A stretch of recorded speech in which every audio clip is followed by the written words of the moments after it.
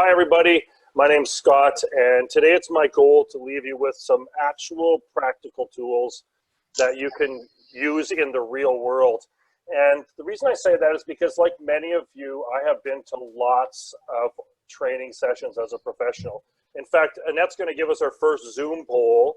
Here's our first Zoom poll. Annette's going to throw up a quick poll. How many professional development centers, seminars you've been to as a professional? Or if you're a caregiver or teen, let me know how many times you think you've looked online or talked to somebody looking for practical advice and didn't get anything that was helpful. Anybody here that's had some mileage on them that's been in professional development understands exactly where I'm going with this. So fill that out, and I'm going to fill that out because I think I need a glass of wine, although it's only 10 o'clock in British Columbia. Hey, Scott, can you just turn up your volume or speak really? We're just a little bit quiet. How does that look? It's a little bit better, yeah. Okay, I'll turn it up a little bit more. So I don't know about you, but I've been to a lot of, for lack of a better word, superficial seminars. Too often the presenter is either somebody who doesn't really have the speaking skill, or the material is so basic that a high school kid could have presented it. It seems like often when you go to trainings, they appeal to the lowest common denominator in the room, somebody with absolutely no understanding. The bad news of this seminar is I'm actually going to do that on some level. So the STOPP skill that I'm going to teach you today is incredibly, incredibly easy to learn, but harder to implement in your life. Okay, here's the poll. So more than 10 of you have, 25% of you have been to more than 10 seminars. And so 25, 30, 27, most people have been to lots of different seminars. And today I'm going to give you something that's even easier than some of the seminars you've gone to, because the issue with mental health is, as much as you want to build into all the psychological precepts and concepts, when the rubber hits the road, it needs to be applicable to my life. And so the great thing about STOPP Therapy and some of the other things we're going to talk about today is they're incredibly easy. You will have a working knowledge of it before you leave here today, but there's more to it than just whether or not you understand what the acrostic means. And so this has really been a great tool for hundreds and thousands of people. And I know hundreds of my patients and clients have found success with it. And I always preach about STOPP Therapy because it's something that's made a massive difference in my life as well. Here's the thing. Almost everybody in the 21st century seems to be dealing with mental health issues, or is it just in the world that I'm in? Obviously, as a counselor, I see a lot of it, but it seems that all of us, or most of us at least, are struggling. This world is so fast-paced, there's so much going on, and the stresses are so unbelievable. Remember those old commercials that said, you know, by the 1980, we'll all be working 3 days a week and living in the Jetson world? Well, that's just simply not happening. And unfortunately, there's a lot of different methodologies out there too that you can read about and hear about. So many ways that we hear about dealing with mental health are not actually based on science. They're not necessarily been through double-blind studies. You know, they're not promoting actual great mental health. And so what STOPP Therapy does is it takes a lot of those really, really complex psychological precepts and it melts it down into something that I'll show you at the end that you can teach a 5-year-old. Some of us have been dealing with things like anxiety, depression, trauma, issues that we've been dealing with in our family and family units for years and decades and even generations. And the problem is that we don't grow up learning these tools. I didn't go to high school to learn STOPP Therapy. I learned a lot of things about algebra. I don't know how much algebra I use on a day-to-day basis, but I never learned how to do a checkbook, which we don't even have anymore, or keep care of finances. And I certainly didn't learn about mental health. So what do I do when I have to deal with major mental health issues like depression or anxiety or suicidal ideation or trauma, or even things as drastic as some of those access to kind of personality disorders and self-harm and all kinds of those major mental health issues? So where do I go? Let's start with the bad news. There is really no magic pill to deal with your mental health issues. Contrary to what you hear about on some daytime program or on social media. There's no single book that you can read, and it just irritates me to no end when somebody stands up and they say, oh, get this on Amazon. This book changed my life and forever changed my destiny. I got to tell you, I've read thousands of books, and many of you have too. There are no single books that I can say that was the day my life completely turned around and it had everything I needed for the future.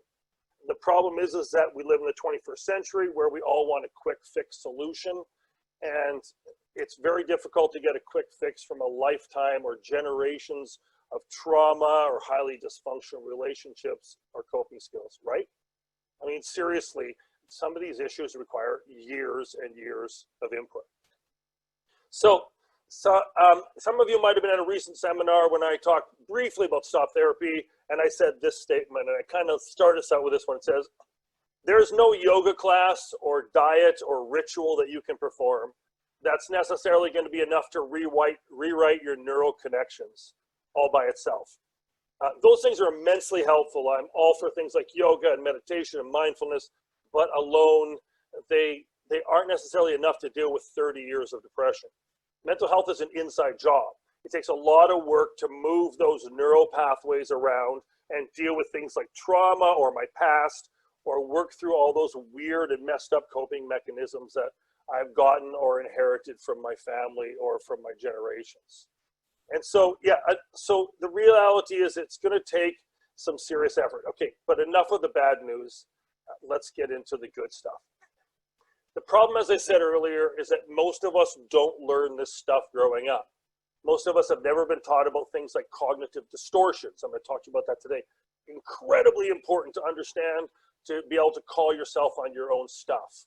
Or things like cognitive biases. We've all heard of things like the Dunning-Kruger effect, but there's dozens and dozens of cognitive biases that we employ all the time. We have these learned coping mechanisms. We have neurochemistry that we're also dealing with it as well. And I do a whole seminar just on neurochemistry. It's incredibly fascinating. So here's a big question. How do you bring yourself back from stress or anxiety or depression or panic attacks, or some of us, just the fact that we're going to die someday, those existential questions? They become very problematic for a lot of us, and we can ruminate them. How do you learn things like self-control or impulse control? How do you move beyond those messed up coping strategies that aren't working for you and they keep us sick, right? And the problem is that so many people out there says, I'm stuck with this the rest of my life. There's nothing I can do with it. And so we tend to medicate those people and say, basically we don't say it, but we're kind of hinting and saying, you're kind of terminal. So when you're struggling with anxiety or depression, suicidal ideation or hopelessness or all those other myriad of things, you know, it's important to start by realizing that I'm literally not in my right mind. I tell this to parents of teenagers when I do talks about, because their frontal cortex is still developing till they're 24 to 27, I say, parents, now you can tell your kids that they're legally insane. They're not in their right mind. Those definitions are incredibly loose, but it's usually funny if you have a 15-year-old. But the reality is that when you are struggling with things like anxiety or depression or suicidal ideation, all that list I've gone through a couple times now, you know, you're not making your best decisions because you're not in your right mind. And in my course that I teach on neurochemistry, it talks about how it begins to flood away from the frontal cortex and your prefrontal cortex and your hippocampus, down your hippocampus, down into your more lizard brain that you have, and it gets harder and harder and harder to make rational decisions. And in a sort of a kind of way, you're not mentally well when you're all emotional, or at least mentally objective.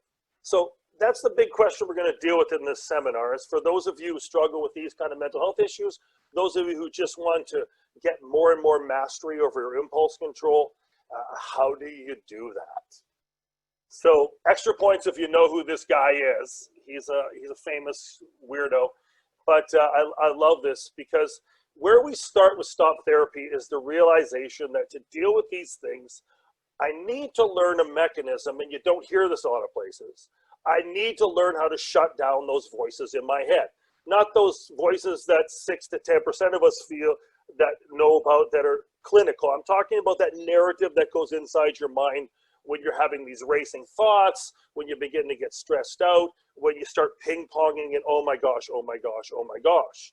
Your lizard brain kicks in and you go down this toilet bowl of emotion. How do you shut that down? How do I grab control of my thoughts? And so for many of us, we've learned incorrectly that we've been told by somebody, you know, Scott, you need to feel all your feelings. Some of you have heard this from me before. I really am opposed to this. And the reason is because, do you really want to feel all your feelings if you're, for example, suicidal? If you're going to have these irrational emotive thoughts that are going to take you down a wormhole and put you in a place that you shouldn't be, should you allow yourself to always go there? The answer from psychological studies and in the counseling world is no. You don't have to go there every time. If you're depressed, you know what it's like to go there. And the further you go down that toilet bowl, the further on that bell curve you go down, the harder it is to pull yourself out.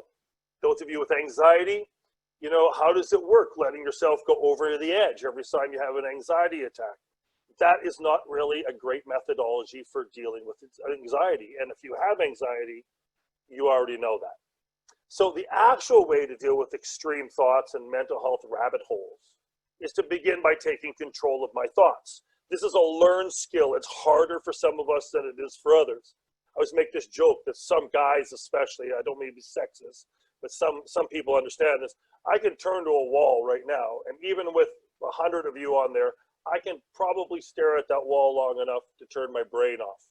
It doesn't make for a great seminar, but something about the way I am wired up is, and you can ask my wife about this, is when I say, I'm not thinking about anything, you know it, I'm not thinking about anything. So there's somebody nodding up and down in the audience there. So, but that doesn't work for everybody, and it doesn't even work for me all the time. If I'm having a stressful situation, if things are going south in my life or something, man, those thoughts keep coming. How do I deal with that? The actual way, as we said, there's lots of great tools out there. I'm going to introduce you to a few of them, but the main tool we're going to look at in just a few minutes is why we're here today, STOPP Therapy. It's perhaps one of the greatest cognitive behavioral therapy tools you'll ever learn, because what it does, as I said at the intro, is it distills a lot of complex psychological tenets.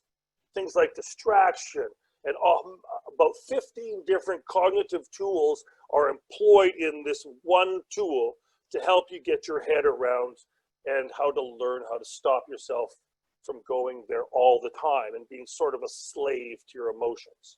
But just before we go into STOPP Therapy, I want to recognize that there's some other tools and other seminars that you can hear and other great conversations that we can have about other tools that work really well. Here's a few of them.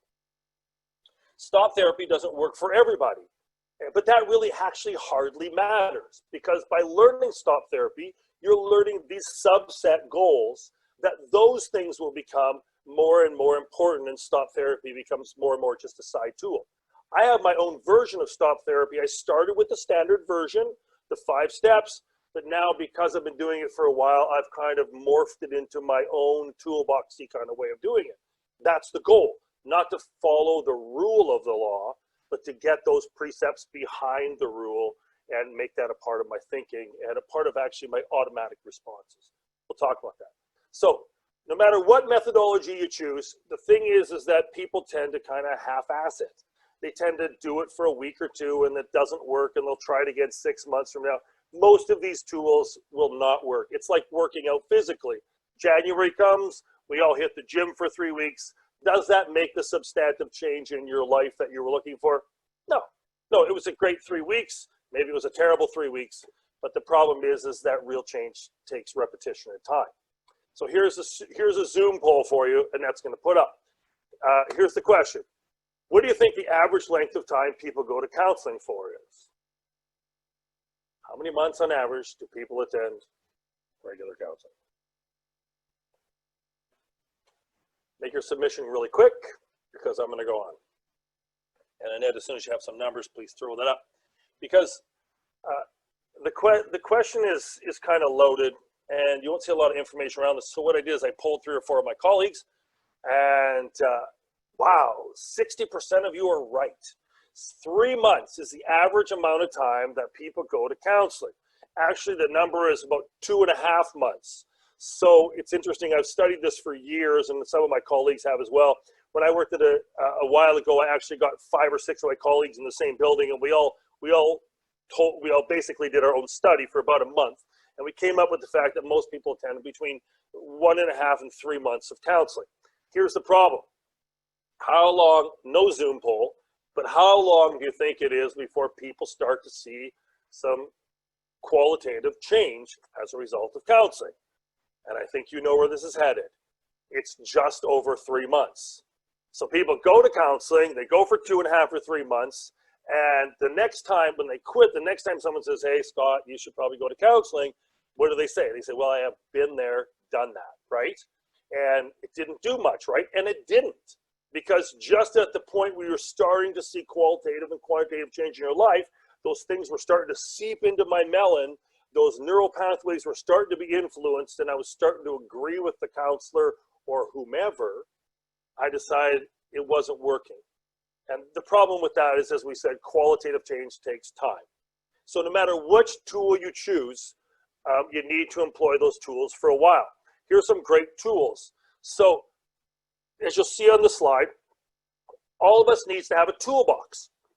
It can be really a literal toolbox. This is actually the kind of toolbox I had for years, and so I found it, and I said, this looks like my old toolbox. And so the 3 or 4 things that I know when I get stressed out, I have these go-to things. You can read about this on my website. I have this article, this is my toolbox. It's all over the internet. Just Google, what is a mental health toolbox? So some of the great things that you can put in your toolbox for dealing with stress, anxiety, depression, that kind of stuff. For example, you can learn the cognitive distortions.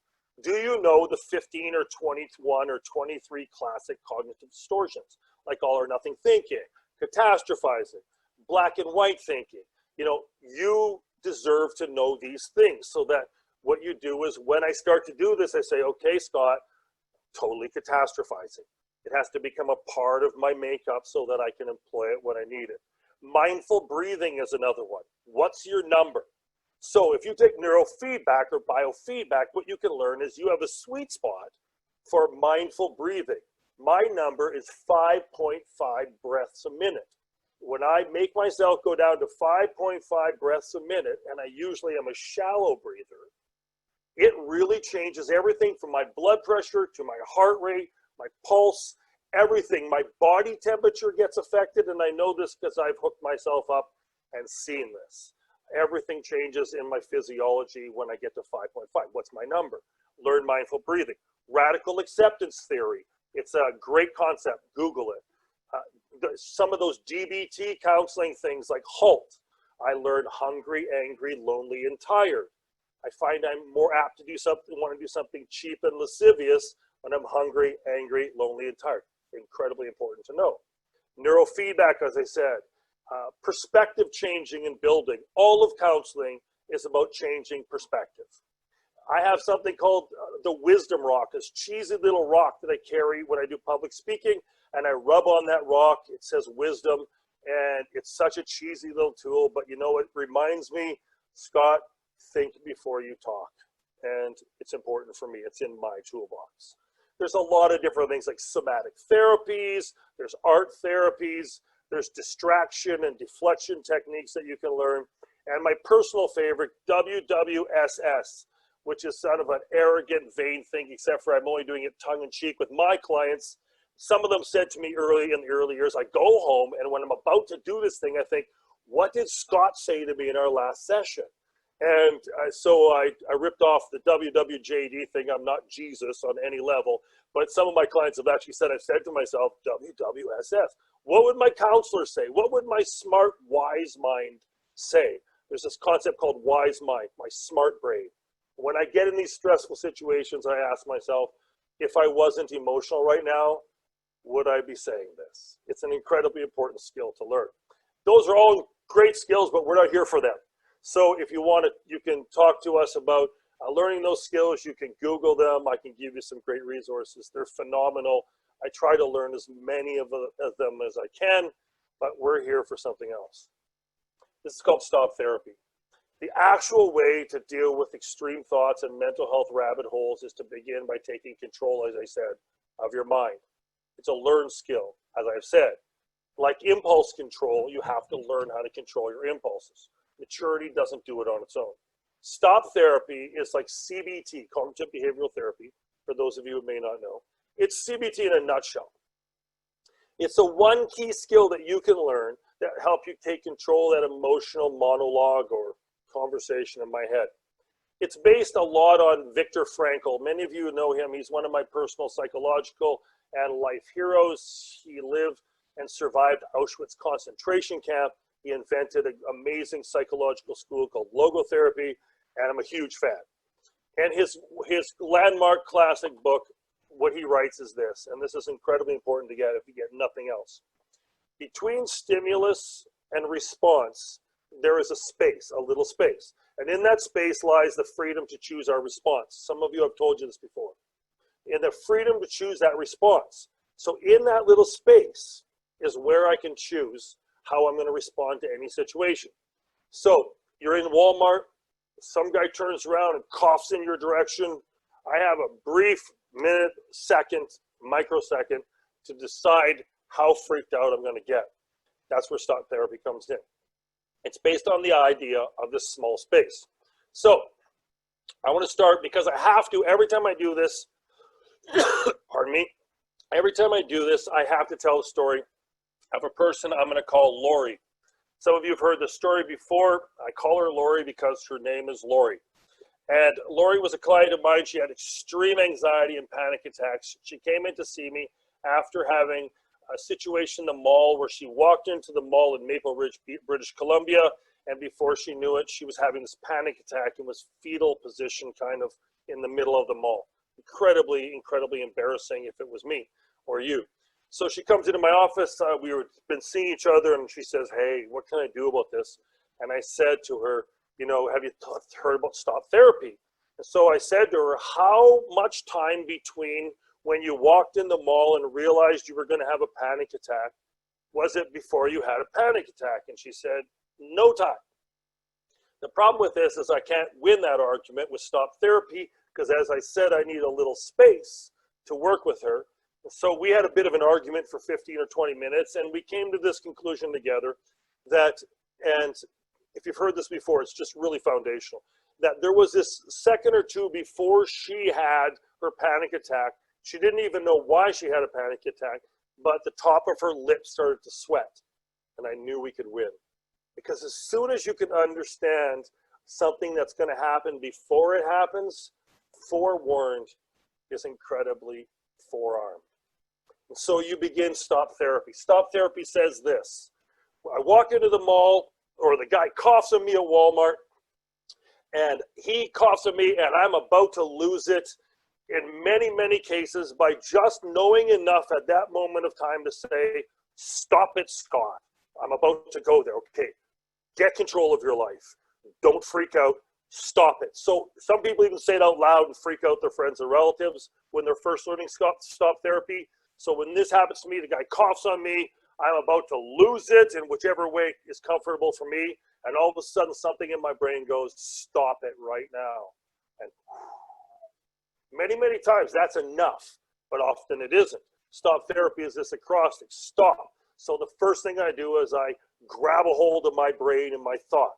That's where you learn to win. Once you can grab a hold of a thought before it goes out or before it gestates. Number two, take a breath. Mindful breathing. When I first started counseling, I was back in the day when they were trying to bring science into all of counseling. It's a fabulous addition. But to me, you know, breathing, come on, that's kind of a hipster or a hippie thing to do. I was trying to be all eggheady until I tried breathing. And in fact, for me, before I got involved with neurofeedback, which showed me my breathing, I started to realize that for every 3 deep breaths or 4 deep breaths that I took, I could change my body chemistry. It's not brain science, it's inside science. When I realized I could reduce my heart rate, my blood pressure, my pulse, my temperature of my body, and my phalanges get a different color. They get warmer as I get less stress, as my body doesn't pull in the blood. there's a million different ways it seems that breathing can really help my life. Not a million, but you know what I mean. Stop it, Scott. And then I'm starting to freak out, so I start my breathing. Now I have other things that I do at this point. I just don't do breathing, but this is how we learn the skill. There's other things you can do as well. I have a mantra that I go through. So stop, take a breath, and then the third thing is observe. This is where you start to get into stoicism and those kind of cognitive therapies. And what you learn is that what I need to do is I need to get this out-of-body experience where I can observe my own behavior. I'm in Walmart, the guy coughs on me, I'm stopping, I'm breathing, and I'm looking at myself and saying, you're about to lose it, aren't you? So once I do that, I begin to observe my own behavior. What does that do? What does that do? It removes it from a primary to a secondary observation, allows me to look at it from the outside. The second that I can look at my own behavior from a different perspective, I can win. And so stop, take a breath. See how it's building here? Observe. Stoicism is also in the fourth one. It says, stop, take a breath, observe. I'm repeating these over and over again, right?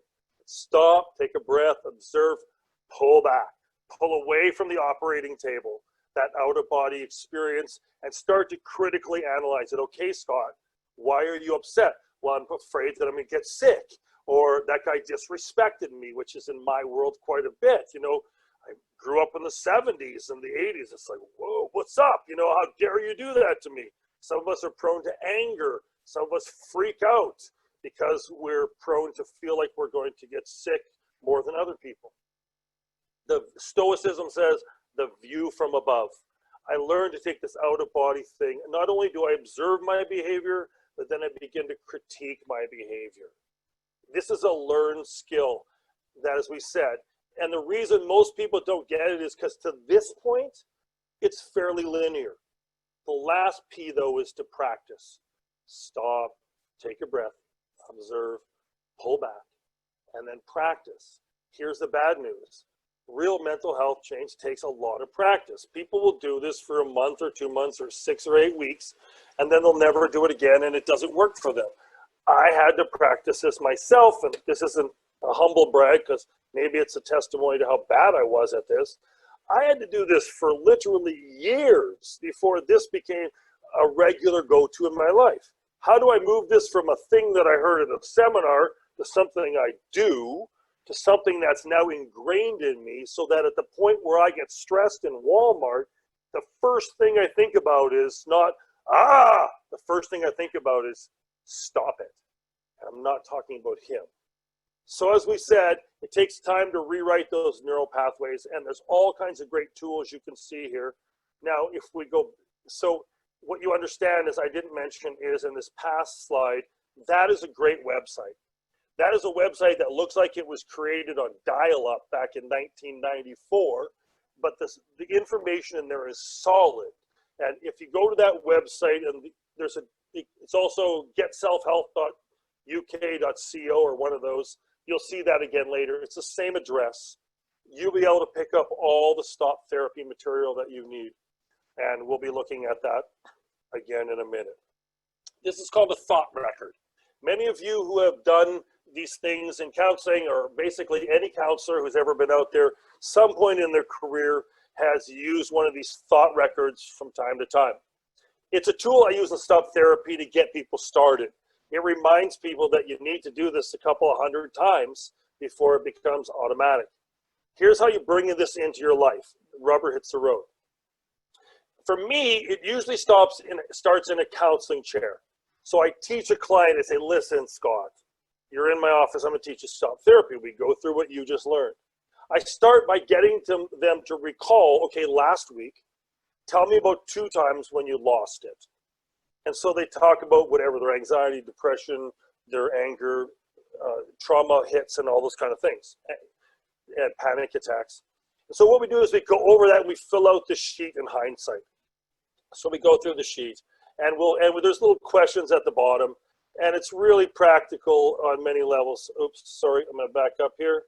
I somehow went forward 2 slides. It's really practical on every level. And what it does is it asks you questions to lead you how to pull back, observe, and practice. And so what you do is you go, okay, Thursday morning, I lost it. Okay, what was going through my head? And yada, yada, yada. You go through this process. And then from there, they take it home. And this is where you come in. Now that we've done this with you theoretically in the seminar, what you go home is you go stay at your home and you download these sheets from GetGG. And you start with your particular issue you're dealing with, and you start documenting it in retrospect. Because in the early stages, very rarely, let's say my thing's anger, you make me upset, it's very rarely that in the first couple of months, I all of a sudden think, okay, I'm gonna hit stop therapy. No, it needs to be learned and ingrained in my life. And so you go through it, and then what you do is finally, one day you do this, and here's the sweet spot. It happens to everybody that does this. You're doing this one day, and then you're about to get stressed out, and something in your brain says this: oh my gosh, this is when I should use stop therapy. And at that moment, there's this surge of, like, I almost describe it as joy, because I think, oh, I got this. Now, it's bad English, I have this. But at the same time, it's not that it's going to happen every time, but I know that it's starting to become a part of who I am. And then I use stop therapy more and more and more, and now it's in my toolbox. When I open my toolbox, it is number one. If stop therapy isn't working, I go to number two.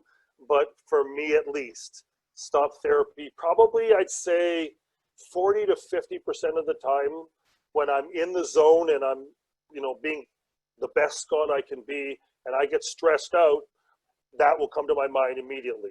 I won't always do it, but it will come to mind going, this is stop therapy time, stop it. And it's a great opportunity for me to employ that. So yeah, you hit that eureka moment. Oh my God, I'm starting to lose it. Oh, stop therapy. And that's a day you're gonna know that you're gonna win this. This is my friend Steve's phone. What you do is the best way to work with stop therapy is to drink the Kool-Aid. And I only mean that in this sense, okay? Get involved with stop therapy for a while and see if you can really find some of the principles that work for you. It may not be the entirety of stop therapy, but parts of it are really gonna help you. For example, get a stop therapy wallet card. You can download it from the website. I have them everywhere. I've seen them all over the place. This is my friend Steve's phone. A lot of people have them and put them on the fridge. They use magnets or whatever, or tape them on. I know people that have them in their car. Can't actually recommend that, but sometimes when they're driving, some of you know, a little bit of help in that situation when somebody cuts you off isn't necessarily a bad thing. And I work with a martial arts organization. One of the directors has it on his desk at work when he's dealing with staff. You walk in, I sit at this, he's got this massive desk, and right at the front is this little stop therapy card. Get those thought records. There's a ton of other tools. There's videos that you can look at. There's all kinds of great resources for stop therapy. Because as I said at the beginning, when you're trying to change your very essence as a human being, you're trying to change your personality, your imprinted belief systems, things that have been part of your DNA almost for generations, and anxiety disorders and depression, anger, trauma. These are major mental health issues. They require major mental health interventions. And so I use this as one of my tools, and I take it very seriously. Oh yeah, some of you know this. There's an app for that. So there's an app for everything. So if you look on there and just type in mental health issues, or autism, depression, anxiety, just go to one of your app stores, either on your Android or your iPhone, and there are literally hundreds and probably thousands of apps. You can get a stop therapy app. My only problem with this particular app is that it says breathe one time. Sometimes I need to breathe 4 or 5 times to get my stuff together. If I'm escalated, breathing one time doesn't get it. I sometimes are like,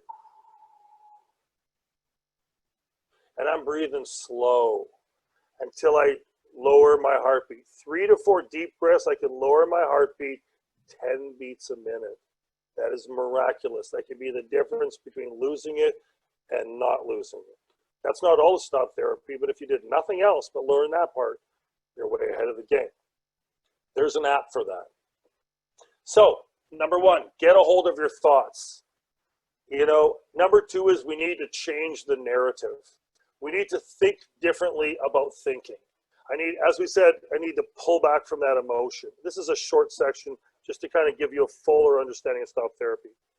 Realizing that my brain is a porridge of cognitive distortions and biases and thoughts and perceptions. I've learned these coping skills, and I do these mental gymnastics every time somebody offends me or whatever. And many of us have anxiety for a reason. So anxiety is a good emotion to have if you're being chased by a cougar. It's not so great when you're in a job interview and you're trying to keep it together, right? So one of the basic tenets of psychology and counseling we teach people is change my mind and my butt will follow. Now, do I change my circumstances? That's great. We have behavior consultants for that, and they do a phenomenal job. But for me, it's all about changing the way I look at that guy coughing at me in Walmart. I need to change my mind. So I grab a hold of that thought. Stop it, Scott. And then I take my breathing to get control of that thought. I observe my behavior and I say, oh, wow, you're losing it. And then I need to change the narrative by pulling back. And I begin to rethink, Scott, you're better than this, or that's not what I would say. But I would say, you know you have a problem with this. This guy is just yanking your chain. It's not really about him, is it? You're a little nervous about being in Walmart with a mask or whatever my deal is. I begin to get distance from that emotion and I change my thinking process. Change that thinking process. And so I change my mind. I work with those intrusive thoughts and I begin to attack them, those cognitive distortions. Oh my God, I'm going to get sick. I'm going to get sick. That is a cognitive distortion. It doesn't play out scientifically or statistically according to Bonnie Henry necessarily, or whomever you're listening to. That is a possibility, but what if it's a remote possibility, right? So I need to grab hold of those thoughts, and then I need to filter those thoughts, and I need to change those thoughts. And how do I do that? I do that using stop therapy. I use those thought records. I fight against those irrational thoughts like black and white thinking and should statements and catastrophizing by pulling back from those emotions and taking the view from above. And I begin to analyze. And you don't need a counselor if you're doing this to yourself. It's often done well in a setting like mine, but this is a skill you learn at home. Stop therapy. That's all there is to it. Stop. Take a breath. Observe. Pull back. Practice it until it works. It's going to take potentially hundreds of times. Now, lots of you work with people. Maybe it's professionally, maybe it's not. There are great ways to teach this. So in the organization that I work with, I developed a couple of, we have mental health lesson plans. The one on the left is about teaching stop therapy to children. The one on the right is teaching stop therapy to adults. I'm happy to send you this to you, or maybe maybe Annette can get this to you, or we can send this out to you. You can email me at the email address I'll send you at the end of this presentation. But this is an easy skill to teach. My only caveat is, like most important things, please don't teach it if you don't do it. Because stop therapy is lived experience. I speak to you today the story of Lori, the story of me, the story of Walmart, the story of traffic. Stop therapy is a lived experience thing. And as it becomes real for me, you don't have to be an expert, but you can say, listen, I'm doing this right now, and it only works about 10% of the time, but this is what I've learned. That's a fabulous testimony. So you can teach this to the people you work with. You can teach this to your friends and family. I've done this enough in front of my family members. Hopefully they're catching it, but this is something I'm incredibly passionate about it. So much so, we're going to give you a challenge. So I'm holding a follow-up session, as they said at the beginning of the seminar, for people who have attended this Stop Therapy 101 only in a month. It's going to be absolutely free. It's going to be, again, it's going to be free. And I'm inviting you to try Stop Therapy for 30 days. the 30-day challenge. Here's the funny part. It's probably not going to work, but I'm asking you to do it anyway because of a lot of reasons, as I've already pointed out. It's not going to work every time because, what did I say? It takes a lot of practice to get this to be a part of my autonomic responses, right? So so it may not work yet, but, and I'm not trying to non-inspire you, but what it's going to do is it's going to help you to see how it works. You're going to see a few early successes. You're going to understand the importance of breathing. You're going to learn a little bit about how to pull back and observe. You're going to do some research in psychology, which is always a good idea. Take the 30-day challenge. Use the thought records that you saw earlier. You downloaded from GetGG or getselfhelp.co.uk. Get the thought records, go through them in retrospect, do it a couple of times a week.